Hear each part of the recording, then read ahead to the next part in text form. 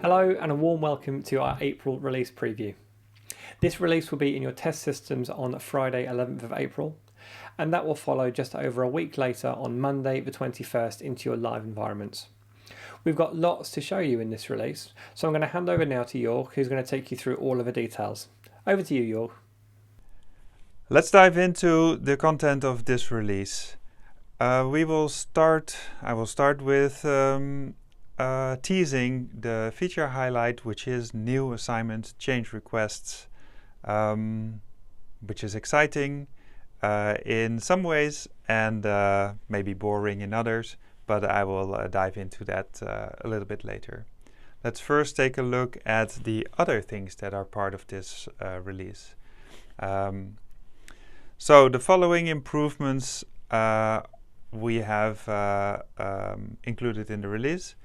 First of all, the preferred candidate and the assignment now have the option to add an original start date field. This is a fairly old idea still that we finally got around to implementing.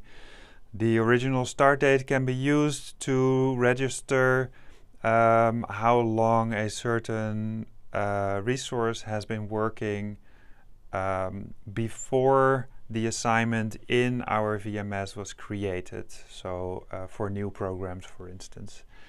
The original start date can be used in reports, and at this moment it cannot be changed through the assignment change request. That is something we're still working on, which will come in hopefully the next release. Because this is on the preferred candidate, it is also possible in a preferred candidate import to import this start date. Secondly, we made an improvement in the assignment where we have a little table that shows the assignment value. It would always show certain fees as 0, even when these fees were not applicable to the assignment at all. So we now improved that these fees will no longer be shown if not applicable for this assignment at all. Third improvement, we already implemented work schedules as a way to register the work schedule of a resource within the assignment, for instance. These work schedules can now be made customer specific, so multi-tenant environments can have multiples of these, and the selection of these work schedules can be limited to assignments for that customer. Next one, we've created functionality where we can enforce formatting on fields, and in this case specifically on the purchase order number field in the assignment. This includes when we want to have this field in the assignment workflow. This is something that can be configured by your consultant, where a purchase order number needs to be, for instance, starting with 4 numbers, then 3 capital letters, etc. So this formatting we can now set, and the users will be enforced to use it, and can see an example as well of a valid format. Next one, also purchase order number related, but this is purchase order number in the timesheet.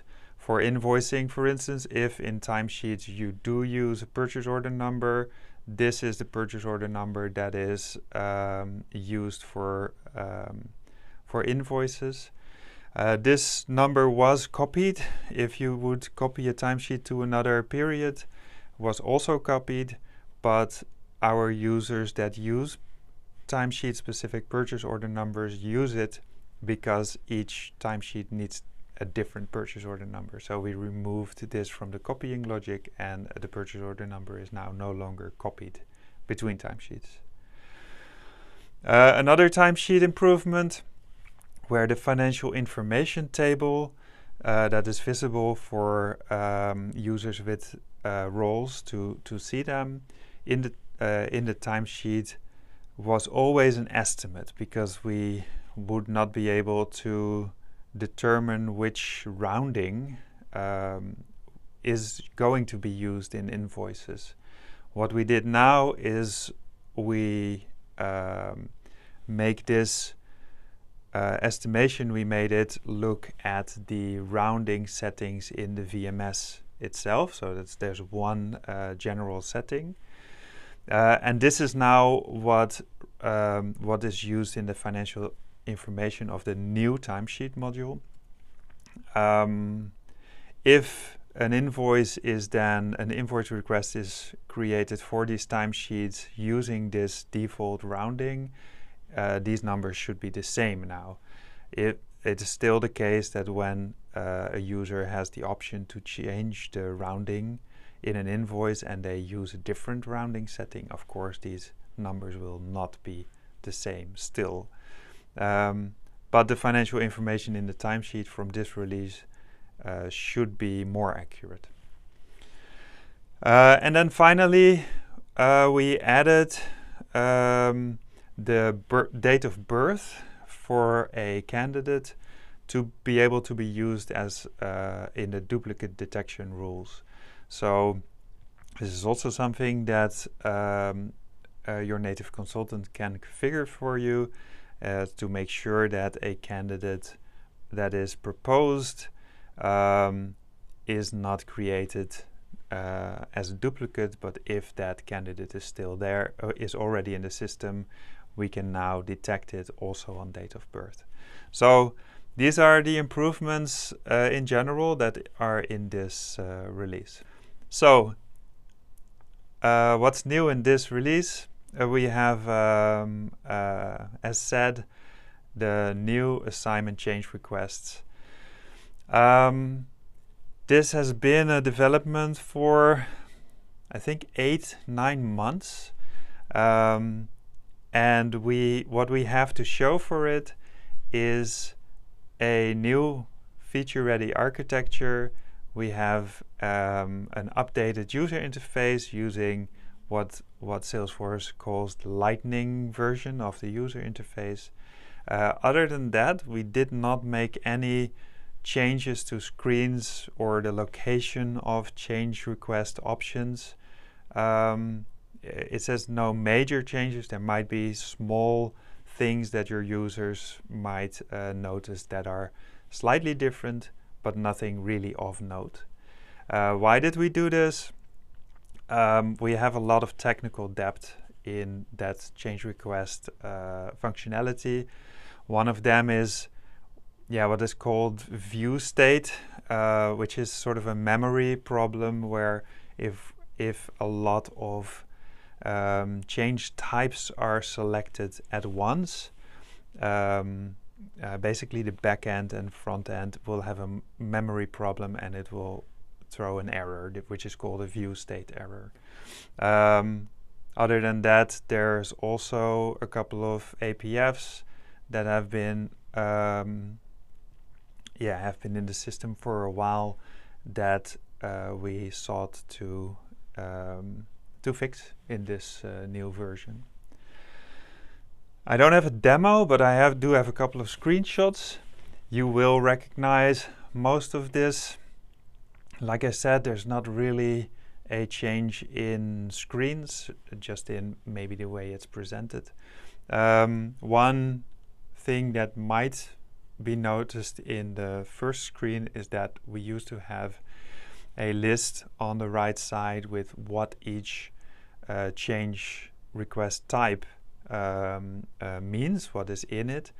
That list has currently been moved to that info icon. So hovering over that info icon will show you what every type contains. So the information is still there. This might be something that a user will ask a question about, so you can direct them to this. Other than that, it is more or less the same as you're used to. Then finally, what do we have in store for the assignment change requests? This is not the final version. So what we would like to create in the future, when we modernize the assignment screen on a whole, we would like to also change the way that assignment change requests are created. So where we now have a pop-up with a lot of checkboxes for the types, our imagination is that you would be able to select the fields actually in the assignment overview to tell the system which type of change you want to make, and that will then propel you into the change request flow. This is something that we, like I said, have planned. The assignment modernization is necessary for that, and currently we're hoping to start on that somewhere this year and finish it sometime next year. But as always, we're always reviewing the roadmap. So this is what we're hoping to do in the future. But for now, the change requests are available in this new version that I just showed. Important is that this is at the moment optional. So if you're running into any trouble with the assignment change request and you're still using the old version, or you want to get a head start trying it out, and be one of the first adopters of this functionality, please let us know through a service request that you would like this feature to be turned on, and then we will work with you to make that happen. So fairly short, lots of small items that are in this release. We're still working on more for you, and I will tell you about that next month. Thanks a lot, and see you then. Well, that brings us to the end of the April release preview. We hope you found it useful, but if you have any questions about anything you've seen today, or you want to make use of any of the new features that have been mentioned, please get in touch with us via Hello Native, and we'll be more than happy to support you with that. On screen now, you can see the release dates for the rest of the year. Again, thanks for joining us today. Hope you can join us again next month. We will see you then.